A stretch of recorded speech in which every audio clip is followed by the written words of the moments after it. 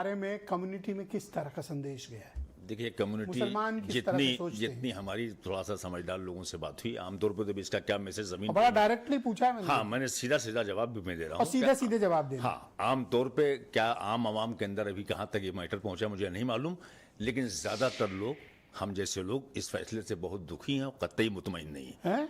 बिल्कुल बिल्कुल बिल्कुल बिल्कुल।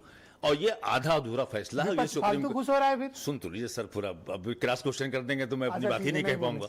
ये आधा अधूरा फैसला है और सुप्रीम कोर्ट की एक टेंडेंसी रही है कि पिछले कुछ दिनों से वो इसी तरह का आधा अधूरा फैसला देती है।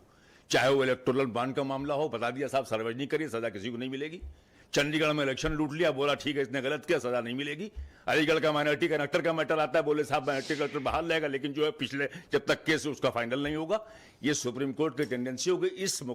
इस इंटरिम आदेश से सिर्फ बैलेंस करने की कोशिश की है कि सरकार भी खुश हो जाए, थोड़ा सा मुसलमानों को भी, जैसे जो जज्बाती लोग हैं उनको भी लगे साहब बड़ा अच्छा फैसला हो गया। सब कुछ बकवास है।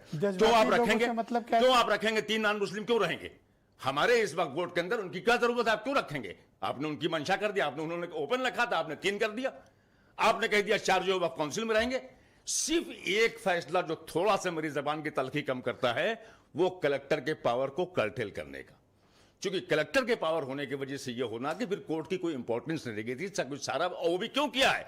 सेपरेशन ऑफ पावर की वजह से किया है। संविधान में चूंकि मजबूरी थी, वरना वक्फ बाय यूजर आपने छोड़ दिया उसको तमाशा बनाने के लिए। कौन डॉक्यूमेंट लेके आ पाएगा? कौन बताएगा साहब को रजिस्ट्रेशन कैसे हम कराएं?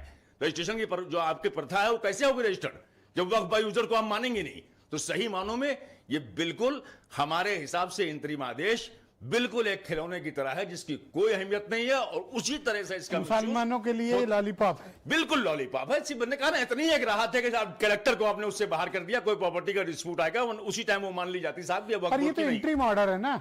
यही तो मैं कह रहा हूं, इंटरिम ऑर्डर है तो कलेक्टर को थोड़ी देर के लिए आपने कोर्ट की नियत पर डाउट नहीं कर सकते। नियत में इसलिए मैं कह रहा हूं, कोर्ट आजकल वही चीजें करनी चाहती जो सरकार चाहती। कोर्ट की नियत की मैं क्या बात करूंगा? सरकार चाहती तो सरकार का मंत्री कह रहा है साहब कि सीजीआई अराजकता फैलाते हैं, उस पर आप नहीं बोल पाते, तब तो नहीं डिबेट कर पाए आप लोग। निशिकांत दुबे का बयान था ना सीजीआई, इसके पहले कि सीजीआई के लिए, और कोर्ट की भी हिम्मत नहीं कंटेम्प्ट उनके खिलाफ करने की। तो सवाल ये, जब मुसलमानों का मैटर आता है तो बड़ा आसान होता है किसी भी बात को बोल के निकल जाना। आपके लिए भी आसान हो जाता है हमसे क्रॉस क्वेश्चन करना, और लोगों के लिए भी हो जाता है। बिल्कुल सही हीरो वाजपेयी कह रहे हैं, ऐसा कोई आदेश नहीं इसके अंदर है जिसमें हमको बहुत ज्यादा खुश होने की जरूरत है। सही मानों में अगर देखा जाए तो मेरे जैसे आदमी के लिए ये तकलीफ दे बात है।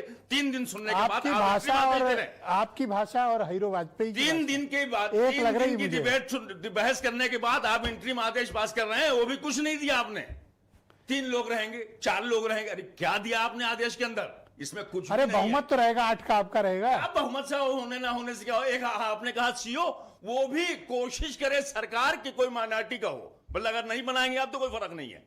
इन सब चीजों से कोई फर्क नहीं पड़ने वाला। वक्फ बाय यूजर हमारे लिए बहुत बड़ा मुद्दा था जो आज की डेट में भी स्टे नहीं किया है, और सबसे ज्यादा इसका इस्तेमाल हमारे खिलाफ होगा। फाइनली सबसे स्पेशल प्रवक्ता आज आसिम वकार साहब।